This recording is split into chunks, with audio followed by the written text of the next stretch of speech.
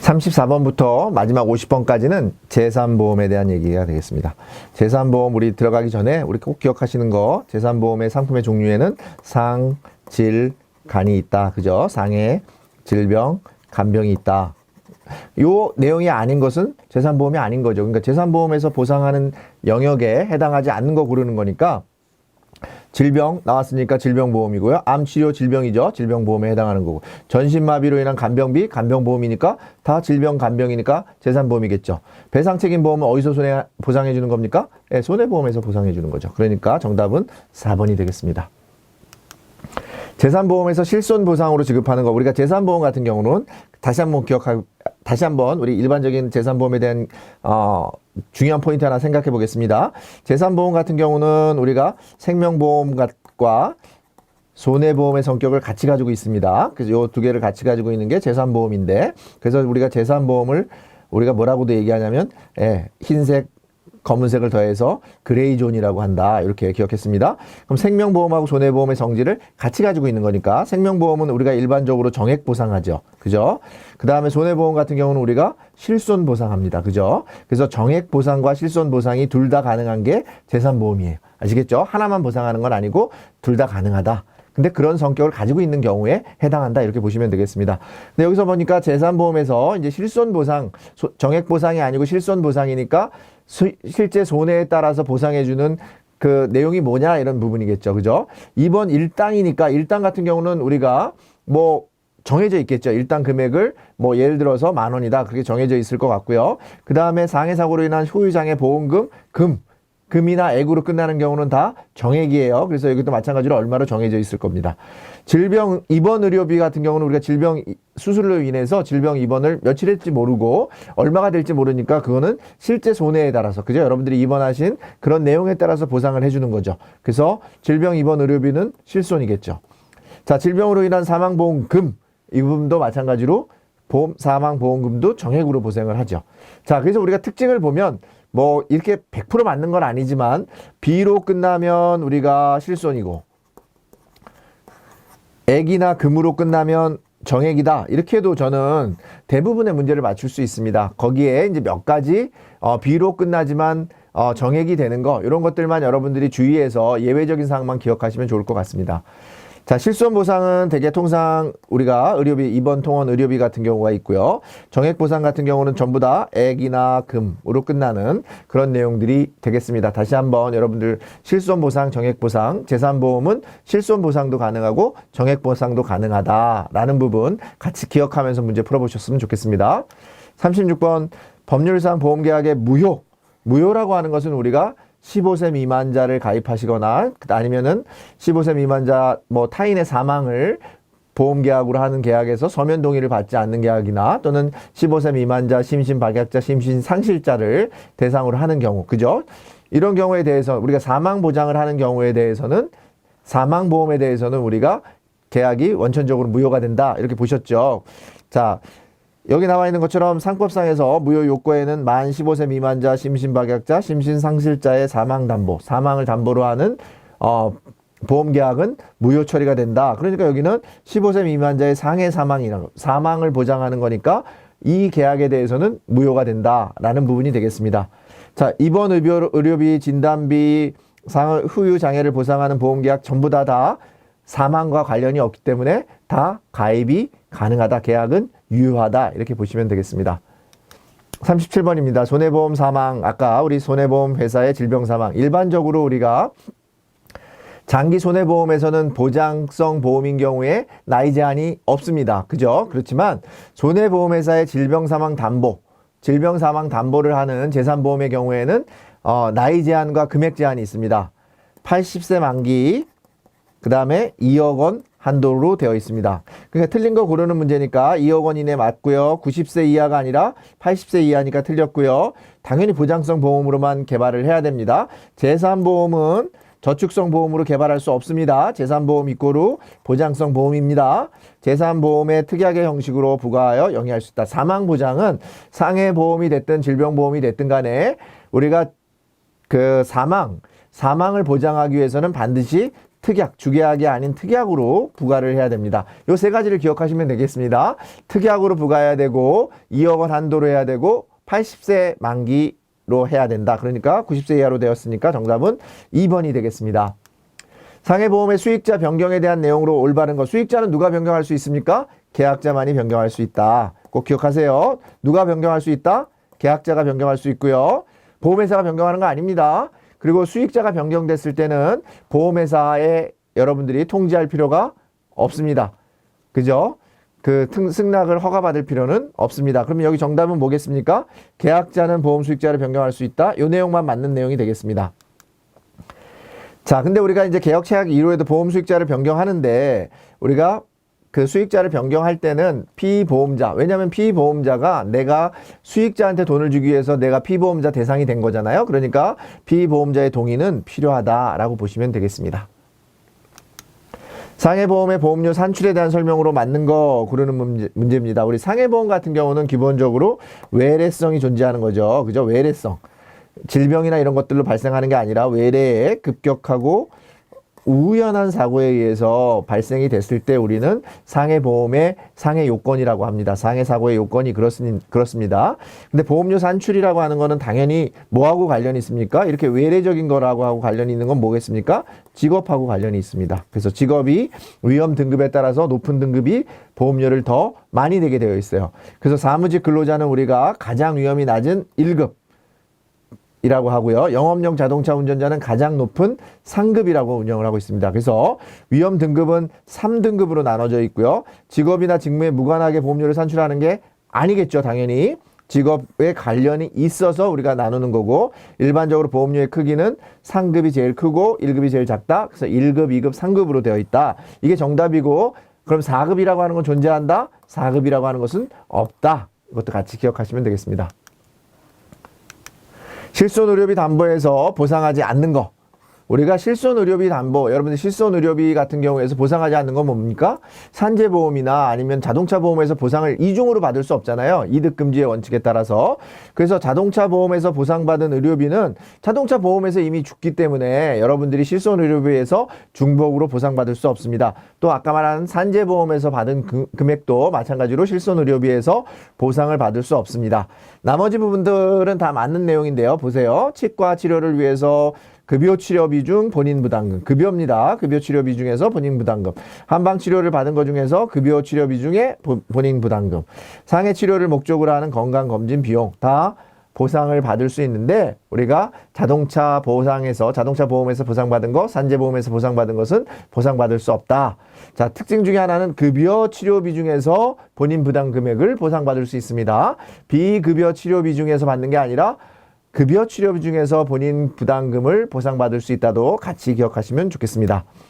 그래서 정답은 실손의료비 상해통원보장에서 자동차보험에서 보상받는 의료비는 우리가 보험회사에서 면책되도록 되어 있습니다. 상해보험 피보험자가 탑승한 선박이 조난되어 피보험자의 생사가 불분명한 경우 사망으로 인정되는 시기. 자, 이 문제는 지난달에도 나왔고 이번 달에도 계속 나오는 문제입니다. 계속 나온다는 얘기는 그만큼 시험 문제로 출제되기가 용이하고 내용은 상대적으로는 어렵지 않다는 얘기가 되겠습니다. 그래서 이럴 때 사망으로 인정되는 시기는 가족관계 등록부에 사망으로 기재된 사망연월일을 우리가 사망으로 인정하는 거죠. 선박이 조난돼 특별 실종된 경우에 우리가 여기 나와 있는 것처럼 사망으로 인정되는 경우에는 가족관계 등록부에 사망으로 기재된 사망연월일이 사망으로 인정되는 시기가 된다. 꼭 기억하시면 되겠습니다. 2021년 7월 우리가 4세대 실손의료보험이라고 하는데요. 벌써 이제 시기적으로 보면 한 1년 반 정도 지났습니다. 보장 종목으로 구성 종목 이 부분도 지난달과 글자 하나 틀리지 않고 그대로 나온 문제입니다. 지난달, 이번 달 계속해서 나온 문제인데요. 우리가 크게 보면 기본형이 있고 특약형이 있는데 기본형은 급여로만 보장이 되고 특약은 비급여로만 보장이 되고 있어요. 근데 기본형은 우리가 2번 여기 나와 있는 것처럼 상해 질병 급여 2가지가 있고 특약 같은 경우는 3가지가 있는데 상해 질병 비급여, 3대 비급여 이렇게 3가지가 있다라고 하는 거 같이 기억하시면 좋겠습니다. 자, 지난달에도 나오고 이번 달에도 나왔으니까 여러분들 요번에 시험 보시는 분들 중에는 또 나오실 수 있으니까 제가 지금 말씀드린 것처럼 급여, 비급여 급여 기본형 같은 경우는 상해 질병급여 2개, 특약 같은 경우는 상해 질병 비급여 3대 비급여 3개, 이렇게 2개, 3개 이렇게 기억하시면 좋겠습니다. 자, 요거 마찬가지로 4세대 실손에서 가장 들어갈 적정한 일수를 계산하는 문제인데요. 피보험자가 입원해서 치료를 받던 중에 보험 계약이 종료돼서 끝나더라도 그 계속 중인 입원에 대해서는 보험 계약 종료일 다음 날부터 며칠까지 보상을 더 해줍니까? 우리가 180일. 여러분들 이렇게 그냥 이 부분을 암기하시면 되겠습니다. 우리가 보험 계약 종료일 다음 날로부터 며칠까지? 180일까지는 추가적으로 계속해서 보상을 해준다. 종료되더라도 180일까지는 보상해준다. 이렇게 기억하시면 되겠습니다. 단체 실손 의료보험을 개인 실손 의료보험으로 전환하는 경우에 대해서 틀린 거 이렇게 고르는 문제입니다. 자, 이 부분은 우리가 이제 그 전환 실손 의료보험이 여러분들 단체 실손 의료보험에 직장인으로 가입하셔가지고 오랜 기간 통상적으로 여기 나와 있는 것처럼 5년 이상 여러분들이 가입했을 경우에는 전환 신청이 가능하다 이렇게 보시게 되어 있고요. 만약에 전환 신청을 할 때 그 직장에 단체로 가입하여 계실 동안에 보험금을 200만 원 이하로 수령하고 10대 중대 질환, 10대 중대 질환의 치료 이력이 없을 경우에는 여러분들이 무심사로 개인 실손 의료보험에 전환하실 수 있습니다. 여러분들이 5년간 가입했는데 내가 큰 사고가 없었어요? 그러면 개인 실손 의료보험으로 심사하지 않고 여러분들이 전환할 수 있다라는 부분이 있고요. 그 다음에 우리가 단체 의료보험 종료한 다음에는 1년이면 너무 길죠. 그래서 우리가 무심사로 전환하는 기간은 1년이 아니라 1개월 이내에 여러분들이 전환 신청을 하시면 무심사로 바로, 왜냐면 그때까지는 종료한 때까지 특별한 사고가 없었으니까 1개월 이내에도 특별한 사고가 발생하지 않을 것 같다는 거죠. 그죠? 그렇기 때문에 실손 의료비가 발생할 일이 없겠다라고 생각을 하는 그런 추론을 하는 거죠. 그렇기 때문에 1년 이내가 아니라 1개월 이내일 경우에는 한다고요? 무심사로 전환할 수 있다라고 하는 부분 기억하시면 좋겠습니다. 45번입니다. 휴일 교통상해 보험에 대한 설명으로 맞는 거 고르는 문제입니다. 우리가 휴일 교통이라고 할 때 기억하셔야 되는 건 뭐겠습니까? 휴일이 뭐냐 이런 것들을 정의하고 있습니다. 휴일이 꼭 일요일만이 아니라 여기 나와 있는 것처럼 법정 공휴일이나 근로자의 날, 그 다음에 일요일에 발생한 내용이 되는 거죠. 그래서 맞는 거 고르는 문제니까 책임 시기 및 종기는 사고 발생 시기의 표준시를 당연히 표준시를 기준으로 하겠죠. 그죠? 내가 만약에 휴일에 교통사고가 났는데 어디 다른 나라에 갔습니다. 그러면 그때도 그 나라의 표준시를 적용한다라는 부분이고요. 법정 공휴일 근로자의 날에 발생한 교통상해만 틀린 부분이고요. 토요일은 휴일에 포함되지 않는다, 포함된다, 틀린 부분이 되겠습니다. 그럼 휴일이 뭐겠습니까? 법정 공휴일, 일요일, 근로자의 날, 토요일. 이렇게 되고요. 보험회사의 책임 시기는 휴일에 해당하는 날에 16시부터 적용되는 게 아니라 0시에 시작을 해서 24시에 종료된다. 이렇게 보시면 되겠습니다. 다시 한번 보겠습니다. 우리 휴일 교통상해 보험에서 휴일에 해당하는 날은 토요일, 법정 공휴일, 일요일 포함해서 근로자의 날. 여러분들의 개인적인 휴가는 휴일이긴 하지만 휴일에 포함되지 않습니다. 휴가는 포함되지 않는다. 같이 기억하시면 되겠습니다. 46번입니다. 요 문제는 제가 이제 지난번 설명을 드릴 때 정답은 맞는데 일부 제가 용어가 이제 조금 입이 이제 좀 발음이 꼬여가지고요. 그런 부분이 있어서 다시 촬영하는 부분이니까 기존 영상과 조금 다른 부분이 있습니다. 단체상해 보험 같은 경우에 틀린 거 고르는 문제입니다. 우리가 단체상해 보험 같은 경우는 일반적으로 우리가 이제 타인의 사망보험이죠. 타인을 피보험자로 하는 경우에 사망보험 계약에서는 반드시 서면 동의를 받으셔야 되죠. 그죠? 혹시나 무슨 일이 발생할 수 있으니까요. 그런데 단체 보험 같은 경우에는 우리가 생략할 수 있다. 그래서 맞는 지문이 되겠습니다. 생략할 수 있다. 시험에 자주 나오는 거니까 여러분들 기억해 주시면 좋겠고요. 보험기간의 시기 및 종기는 당연히 단체 보험이라고 하는 게 특별한 게 아닙니다. 마찬가지로 시작하는 시기와 마치는 시기는 개인 보험 계약과 같습니다. 세 번째, 보험증권은 보험 계약자에게만 교부한다. 그렇죠. 왜냐하면 단체 보험 같은 경우는 피보험자가 얼마나 많습니까? 여러분들 예를 들어서 삼성전자다 직원이 10만 명이다 그러면은 10만 명한테 다 그 보험증권을 나눠줄 수 없지 않습니까? 그래서 보험 계약자, 대표자라든지 아니면 회사 법인으로 우리가 이제 계약자가 돼 있을 때 계약자에게만 교부한다. 자, 요 부분은 우리가 만 들어가요. 많이 들어가면 일반적으로 반드시 이런 게 좀 틀린 지문일 수 있는데요. 그렇지 않다는 것까지 같이 기억하시면 되겠습니다. 자, 비영리 법인 단체는 3종 단체에 해당한다? 아니죠. 비영리법인 단체는 2종 단체입니다. 여러분들이 요 자체 지문을 기억하시면 좋겠습니다. 비영리법인 단체는 3종으로 했을 때는 틀린 지문으로, 2종이라고 했을 때는 맞는 지문을 고르는 문제예요. 그러니까 얼마나 쉽습니까, 여러분들? 비영리법인 단체는 2종이다. 이런 것만 기억하시면 되겠고요. 우리가 일반적으로 참고적으로 단체는 1종에서 3종까지만 있습니다. 1종에서 3종 단체까지만 있는데 우리가 1급 급여단체, 근로자들 되어 있는 1종 급여, 여러분 회사들 같은 경우는 1종 단체라고 하고요. 2법 법정단체, 법으로 정해진 단체입니다. 여기처럼 비영리법인이나 이런 부분처럼 법으로 정해진 단체 같은 경우는 2종 단체, 그 다음에 3종 같은 경우는 규약단체라고 여러분들 기억하시면 됩니다. 규약. 명확하게 뭐 5인 이상으로 해서 이제 여러분들이 그런 거 관계없이 명확하게 규약만 정해져 있다면 예, 그건 단체로 인정해주는 그런 모임, 뭐, 회 같은 게 되겠죠. 그래서 여기 나와 있는 것처럼 우리가 외울 때는 이렇게만 외우시면 될 것 같아요. 1급, 2법, 3규. 그죠? 이렇게 기억하시고, 하나 더 기억하시는 거, 비영리법인 단체는 2종이라는 거 꼭 기억하시면 되겠습니다. 질병보험에서 대기기간, 우리가 웨이팅 피리어드라고 하는 것을 설정하는 목적이 뭐냐 이거죠. 그러니까 질병보험 같은 경우는 여러분들이 질병에 속여서, 여러분들이 뭔가를 속여서 보험에 가입할 가능성이 높잖아요. 왜냐하면 드러나지 않을 수 있지 않습니까? 병이라고 암 같은 게 우리가 검사하지 않으면 안 나타나잖아요. 그렇기 때문에 겉으로는 드러나지 않는 그런 부분들을 속이고 여러분들이 가입하는 것을 우리가 뭐라고 하냐면 역선택이라고 합니다. 역선택이라고 합니다. 그래서 역선택을 방지하기 위해서 웨이팅 기간을 두고 있는 겁니다. 웨이팅 피리어드를, 대기 기간을 설정하고 있다. 자, 역선택을 방지하는 게 정답이고요. 요 문제도 마찬가지로 지난달 같은 경우에는 우리가 역선택을 방지하기 위해서 재산보험에서 우리가 질병보험에서 정하고 있는 게 뭐냐 이렇게 물어보면서 대기기간을 고르는 문제가 시험에 나왔었습니다. 그러니까 대기기간하고는 역선택하고는 뗄래야 뗄 수 없는 부분이다. 대기기간 이코로 역선택, 역선택 이코로 대기기간, 이렇게 여러분들이 기억하시면서 문제를 풀어보시면 되겠고요. 질병보험이라고 하는 것은 속이기 쉬우니까 대기기간이나 일정한 기간이 지난 다음에 보장이 개시되도록 되고 있다, 운영하고 있다라고 하는 부분으로 같이 기억하시면 되겠습니다.